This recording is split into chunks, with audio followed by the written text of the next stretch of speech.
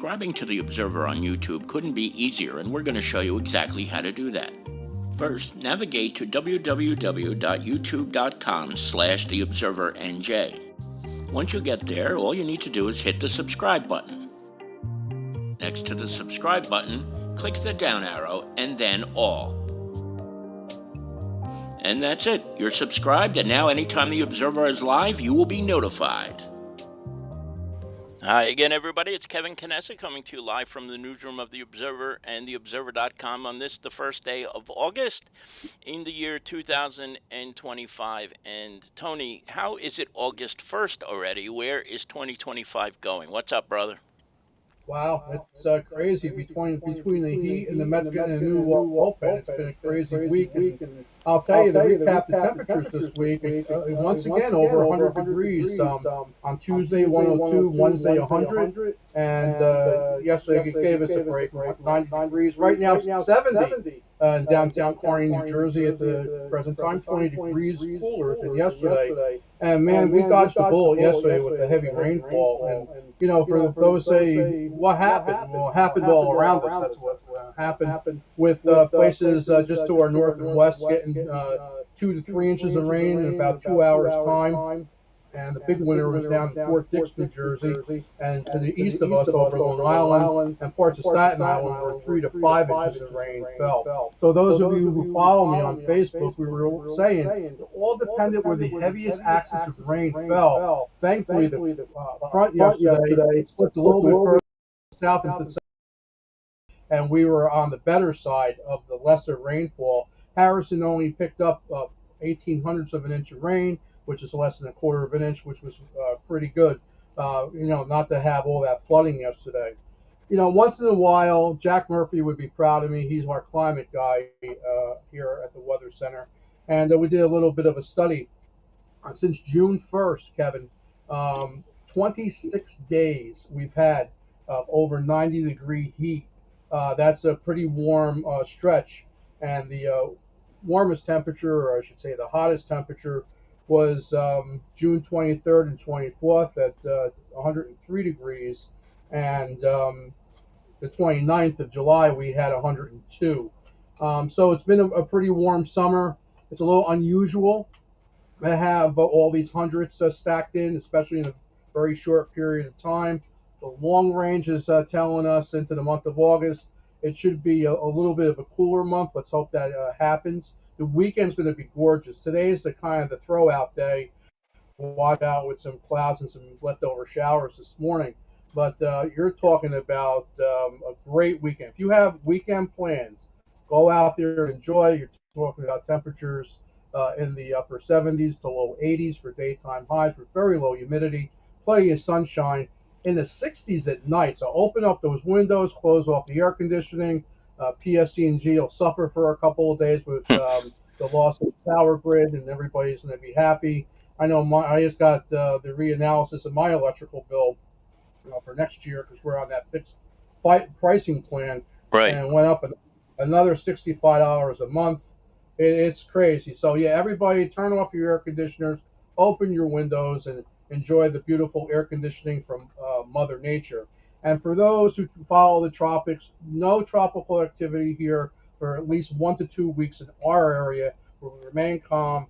There could be a couple of disturbances that we'll have to watch in the Atlantic Basin, but it's not going to affect New Jersey or Hudson County. So we'll go out there on the beach this weekend and have a real good time. But be careful, though, because with the east wind, there's a couple of rip current advisories already that are posted down here.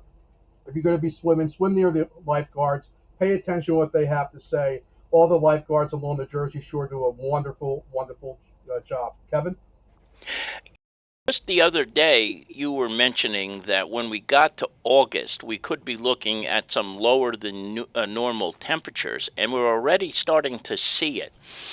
Do you think this is going to continue over the next couple of weeks as we get further into the month? What is it? I know you don't usually go way out with forecasts, but are we starting to see that already? Is that what this is? Yeah, it looks like it could be a little bit of a turn, and I think good news. I think over the next week, we're not going to see 90 degrees or above. The temperatures will be in the 80s, and maybe toward the end of the new week, We see a little bit of an increase in humidity. August last year was a little bit um, cooler than the normal summertime temperatures. Normal daytime highs are around 85 to 87 this time of the year, and normal overnight lows 65 to 70. So hopefully we, will start to make that turn. And remember, this is now meteorological autumn starts September 1st, so we're only a few weeks away from that. So yeah, I think we can sustain this. Not to say it's not going to be 90 Right. again. I think the hundreds might be done for this season. At least I hope so. But now we'll have to turn our attention to any type of tropical development over the month of September and October. As you know, that could be tricky. Around here, a lot of us remember Sandy not too long ago, and with the change of seasons and everything like that. So a busy time here at the Weather Center for sure.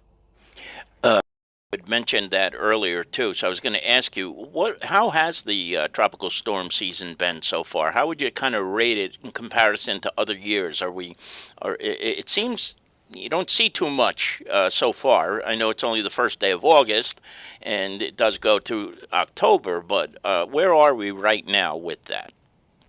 Right, and our time to watch is between September and October. The end of the hurricane season is November 30th. As you can remember, Kev, last year, we had a late start and it kind of ramped up, but we had a few of them develop to the south. At any one given time, there was three or four of them that developed.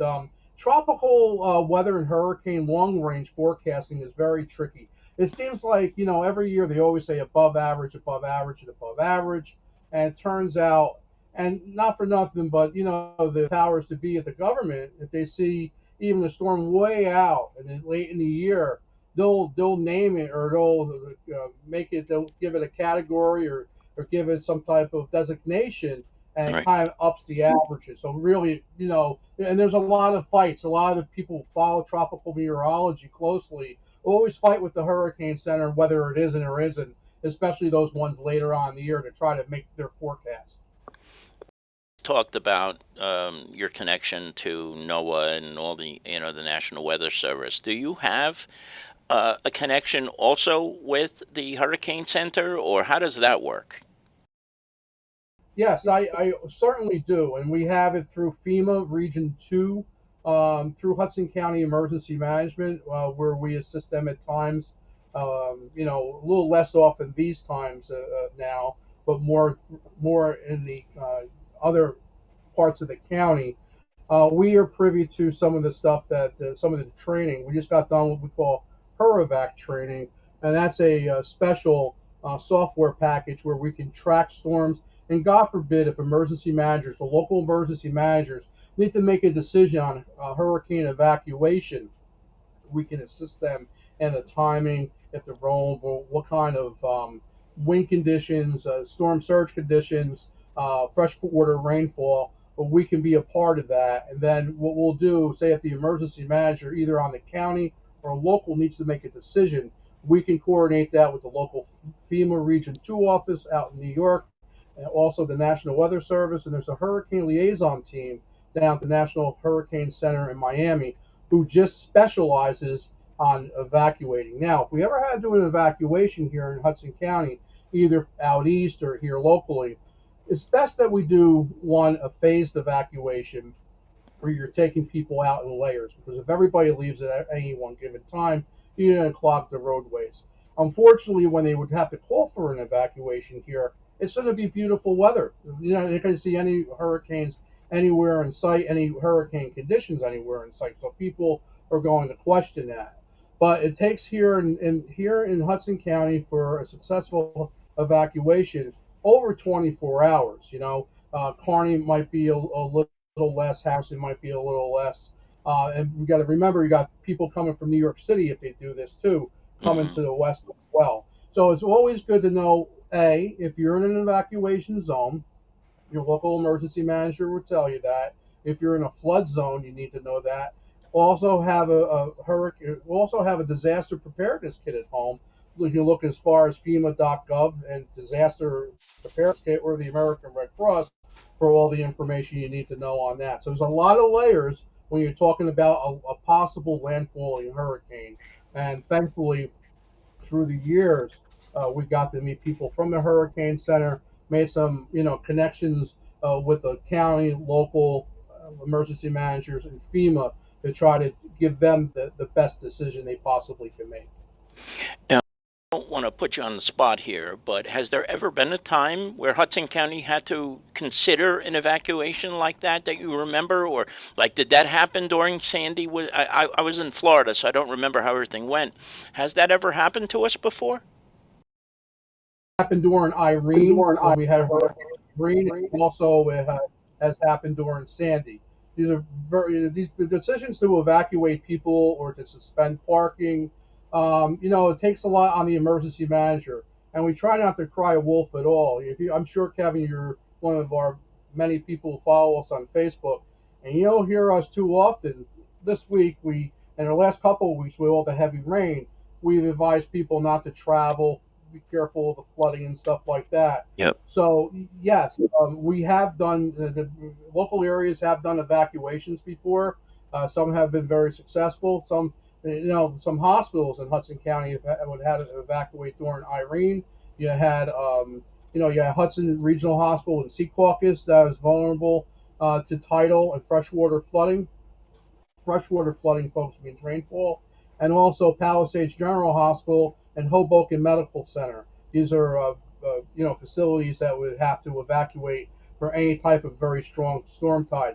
And I don't care how high you build these seawalls along the Hudson River, you're still going to have problems with water coming up through sewer systems and everything like that. So, and the worst thing they've done, they take away the wetlands along eastern Hudson County, Hoboken, West New York, Edgewater, North Bergen, Weehawken, you go right up Jersey City, go right up the line. A lot of it now is concrete. Where's the water going to go? The only area that now they haven't built on is Liberty State Park. So, you got to be very, very careful. Mother Nature, Hoboken, how many times now they're trying to mitigate flooding and they still have flooding, even with Stevens engineers, the Stevens Yep. Institute engineers trying to assist them. So it's a very complicated situation when it comes to, we're overbuilt. Joining us, Tony Mondaro of the Harrison Weather Center is here with us, as he is every Friday during the summer months. Tony, what else is going on in the world that you want to talk about? What else? Anything? No, I tell you, it was nice to see you week when we stopped into the up there. Hello. That was a nice little trip to see you, and it was very nice. And right now we're continuing to train, and heading into the hurricane season. A little breather for me this week because now it's going to be some nicer weather. We don't have to worry about the heat. There's no tropical systems out there. Yeah, the last couple of days was pretty intense as far as trying to keep people out of harm's way with all that water, and I want to try to get some gardening because it hasn't really been very, very hot and humid out there. I'm glad it broke. Yeah, me too, because we're starting to get to be a little too much. But glad it's over with. And what's the weekend in store? Any big plans for the weekend? We're going to watch some Mets baseball now that the trade deadline is over. What's going on? Our Mets and to the Yankees, I think they made some positive moves, Kev. They kind of rebuilt that bullpen, so we'll see, what our Mets can do. I'm excited for tonight to see if there's any difference there. They say now that we have one of the best pens in MLB, so that's pretty good. If we can get the bats off our shoulders and start hitting, that'll be great. I celebrate Gabriel Hegedus's birthday on Sunday, which is my grandson, wonderful kid up in Greenbrook, New Jersey. And Kevin, a milestone for me on next Tuesday. It'll be my 62nd birthday, and that's on August 5th, and I'm looking forward to it. going to be nice at 62. And then we're going to do some coordination, Kev. You got to tell me, Tony, whether hit the button on Social Security or wait a little while longer. Don't do it. No, don't do it now. I don't think anybody should be doing it now because you're gonna get screwed. What a shock there, right? But seriously, 62. I would have never guessed that, and that is Yeah, absolutely great stuff. Tom, why don't you do something we haven't done in a while? Why don't you take us out as we end the broadcast today? absolutely. Today, like and subscribe. Kevin Kenneth, this is Tony Mondaro. Have a great weekend, and thank you for watching us on the Observer Live. All right, everybody, take care. Bye bye.